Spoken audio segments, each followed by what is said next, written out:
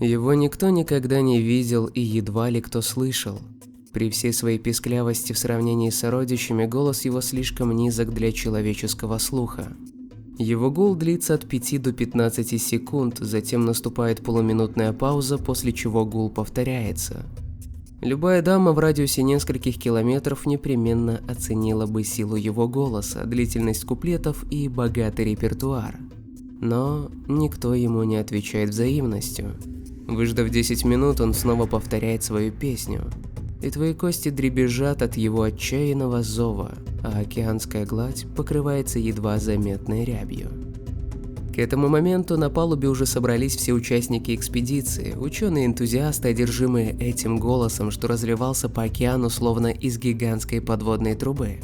Давненько никто не ощущал и не регистрировал приборами этот одинокий зов, а тут был шанс увидеть того, кому он принадлежал. Ради этого они и отправились в долгий круиз, ради этой захватывающей дух дрожи одиночества, ради самого одинокого кита в мире, которого никто и никогда из людей не видел. Океан нам может казаться тихим, безмятежным местом, но на самом деле он наполнен звуками. Среди животных самые громкие издают киты. Синие киты поют на громкости до 190 дБ, а кашалоты используют для общения щелчки в 230, что на суше сопоставимо с громкостью винтовки, стреляющей в метре от твоего уха.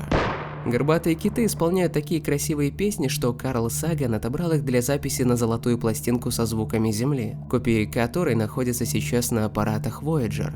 С этими космическими песнями, конечно, не потягаешься в дальности распространения, но в земных океанах вокализации китов все же преодолевают довольно большие расстояния.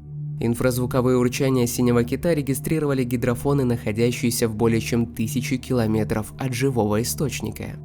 Сеть таких низкочастотных гидрофонов в 1950-х годах установил по всему Мировому океану американский Пентагон, чтобы отслеживать перемещение злодейских советских подлодок. Неожиданно выяснилось, что на тех же частотах, что и подводные коммунисты, общаются киты, так что военные заодно подслушивали и их. Вдруг они тоже что-то да и затевают.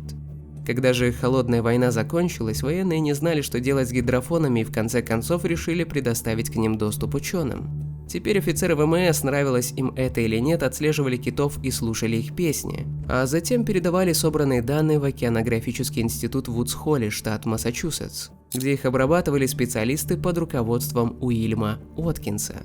В 1989 году Уоткинс зарегистрировал необычный сигнал в северной части Тихого океана.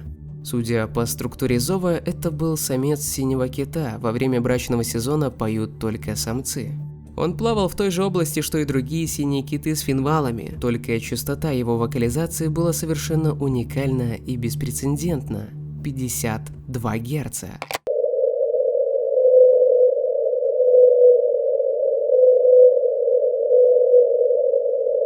Синие киты, если что, поют с частотой от 10 до 40 Гц, а финвалы от 16 до 40. Почему этот кит такой пискля? Может быть, он болен? Или это неизвестный науке вид? Или кит-гибрид? Может, и не кит это вовсе, а просто что-то другое? В те времена биоакустика океана находилась в зачаточном состоянии, так что ответов у Уоткинса не было, да и не сильно он заострял внимание на аномалии. Но в последующие годы 52-герцовый кит вновь попал на записи гидрофонов.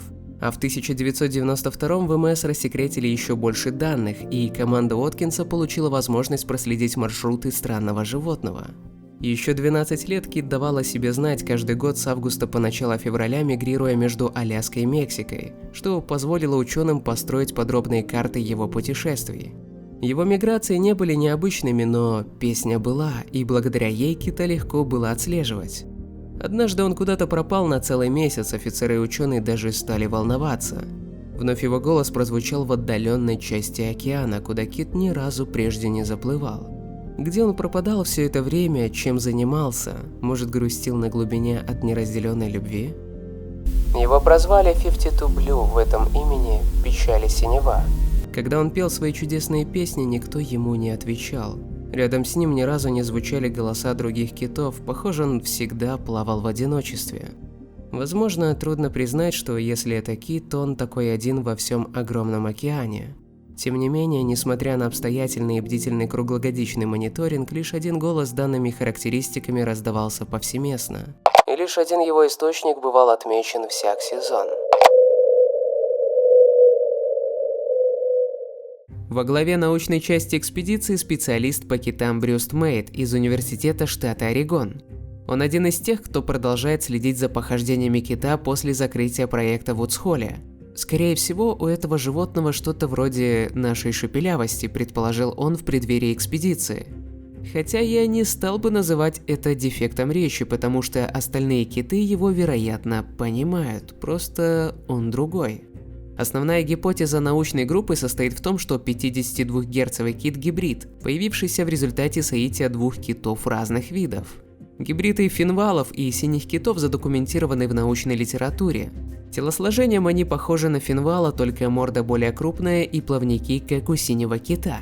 Нестандартное тело может производить необычную вокализацию, но с уверенностью говорить об этом нельзя, никому пока не удавалось записать песню гибридного кита.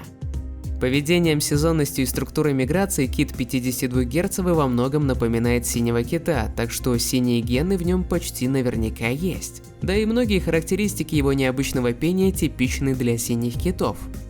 Надо отметить, голоса китов, как и людей, с возрастом становятся ниже, и наш герой не исключение. На 52 герцах он пел недолго, еще Уоткинс заметил, что со временем его вокализация углубилась, как будто кит мужал. Сейчас его ожидаемая частота составляет около 46 Гц. И такие индивидуальные изменения происходят на фоне глобального тренда на понижение голоса у синих китов, прослеживаемого с 1960-х годов. По мнению одного из ученых, подметивших тенденцию, Джона Хильдебранда из Института океанографии Скрипса, это происходит из-за того, что киты специально стараются петь пониже, чтобы завоевать внимание самок.